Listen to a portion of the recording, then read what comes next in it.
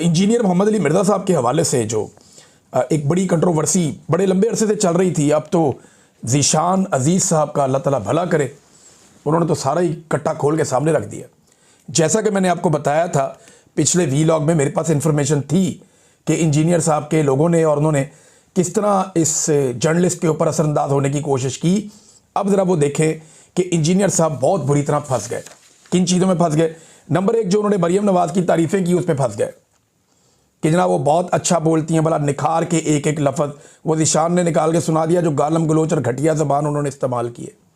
अब बजाय इसके कि मरीम नवाज़ के ऊपर जो अपना स्टेटमेंट है उसको डिफेंड करते, कहते जी फलां भी ऐसे बोलता है, इमरान खान भी ऐसे बोलता है। कभी यार इतने घटिया अल्फाज तो कभी इस्तेमाल नहीं किए जो मरीम नवाज़ ने इस्तेमाल किया और उसके सोशल मीडिया ने इस्तेमाल किए। और जो लोग गंदी माँ बहन की गालियाँ देने वाले घटिया तरीन लोग हैं, नवाज शरीफ और शहबाज शरीफ, उनको अपने साथ खड़ा करते हैं, उनको अपने साथ शामिल करते हैं।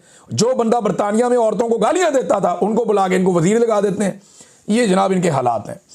फिर दूसरा जनाब, सीसीडी के बारे में इन्होंने बड़ी गेम उठा दी थी कि कोई रेप नहीं हुआ, कोई ज्यादती का वाकया नहीं हुआ, खवातीन बड़ी महफूज हो गई हैं, नेफे में पिस्तौल चल रहे, बड़े खुश थे वो, मावराए अदालत कत्ल हो रहे, बड़े खुश थे, बड़ी तारीफें कर रहे थे। उसने कहा जी बताएं आप मावराए अदालत कत्ल को दुरुस्त समझते हैं? फंसा दिया ज़ीशान ने। वहाँ पे भी मुकर के कहते नहीं नहीं वो गलत है। तो कौन कौन सी चीज़ को अपनी गलत तस्लीम करेंगे? फिर तहरीके लब्बैक की जबरी गुमशुदगियों वगैरह पे और कत्लेआम पे, हार्ड स्टेट पे बड़े खुश थे। तो अब बताएं ना कि तहरीके लब्बैक की क़यादत किधर है? क्या उन्हें जबरी तौर पे लापता नहीं किया एजेंसियों ने? बोले ना उसके ऊपर, आवाज़ उठाएं, क्यों नहीं उठा रहे आप? आप तो बड़े एंटी एस्टेब्लिशमेंट बनते हैं, तो निकले बाहर, अपनी एकेडमी से बाहर निकलें, एहतजाज करें, खड़े हों लोगों के साथ, कुतबे हाथ में लेकर खड़े हों, रोला डालें, कहें आपके जनाब जबरी गुमशुदगी हुई है, रिजवी बरादरान की उनको छुड़ा के लाओ। क्यों नहीं आप कर रहे? आवाज़ उठाएं ना। हम तो हर जगह आवाज़ उठा रहे हैं, हर जगह रोला डाल रहे हैं, जो हमारी कैपेसिटी हम कर रहे हैं। पाकिस्तान तहरीक इंसाफ अपने बदतरीन मुखालिफों के साथ खड़ी हो गई कि नहीं यार जबरी गुमशुदगी है, लेकिन ये इंजीनियर मोहम्मद अली मिर्ज़ा साहब नहीं खड़े हुए। ये ज़ीशान ने इनको एक्सपोज करके रख दिया। फिर जो कत्लेआम हुआ वहाँ पे मुरीदके में, उसके ऊपर इनकी ज़बान बिल्कुल बंद थी, पहले वहाँ पे भी फंस गए।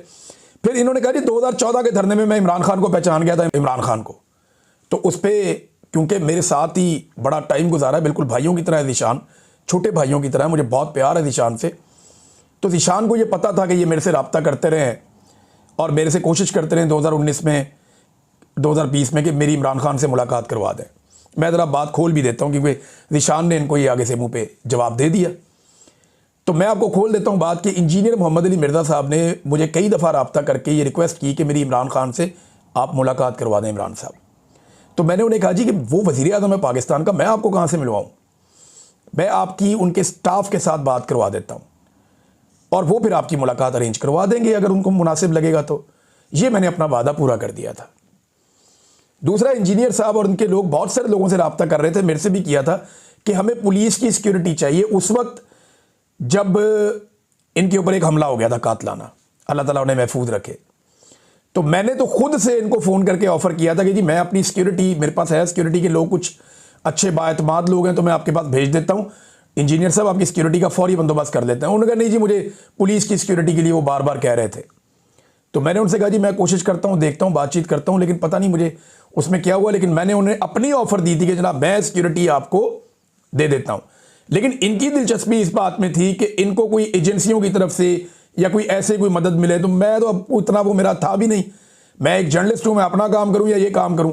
तो इनको वज़ीर आज़म से भी मिलना था। हालांकि 2014 में इनको लगता है इमरान खान बहुत बुरा आदमी है, 2019 में ये मेरी मिन्नतें कर रहे हैं कि इमरान खान से मुलाकात करवा दो, और ये कह रहे थे इमरान खान का मैं बहुत फ़ायदा करूँगा, और उस वक्त ये इमरान खान की बहुत तारीफ़ें भी कर रहे थे। फिर नाज़रीन एक और इन्होंने सवाल फीड कर दिए पकड़ के ज़ीशान को। ये कैसे बेवकूफ़ लोग हैं? यानी ये ज़ीशान से चाहते हैं कि इमरान खान की निजी ज़िंदगी के ऊपर घटिया तरीन जो कैरेक्टर असैसिनेशन करने वाले सवालात हैं वो पूछो हमसे, फिर कब्रों पे सजदों वाले सवालात पूछो हमसे, इमरान खान से जोड़ो उनको। ये मिर्ज़ा साहब की और उनकी टीम की ख्वाहिशें आप चेक करें। ज़ीशान ने पकड़ के मुँह पर रख दिया कि जनाब आप ये ख्वाहिशें कर रहे थे। अब मुझे एक और बात भी पता चली है कि सिर्फ ये नहीं है, कुछ और भी जर्नलिस्ट हैं हमारे, और मुझे उनके थ्रू ये बात पता चली, उनकी टीम के थ्रू, कि उनको बाकायदा इंजीनियर साहब सवालात लिखवाते रहे हैं मुख्तलिफ शख्सियात के इंटरव्यू से पहले, खास तौर पे मजहबी शख्सियात।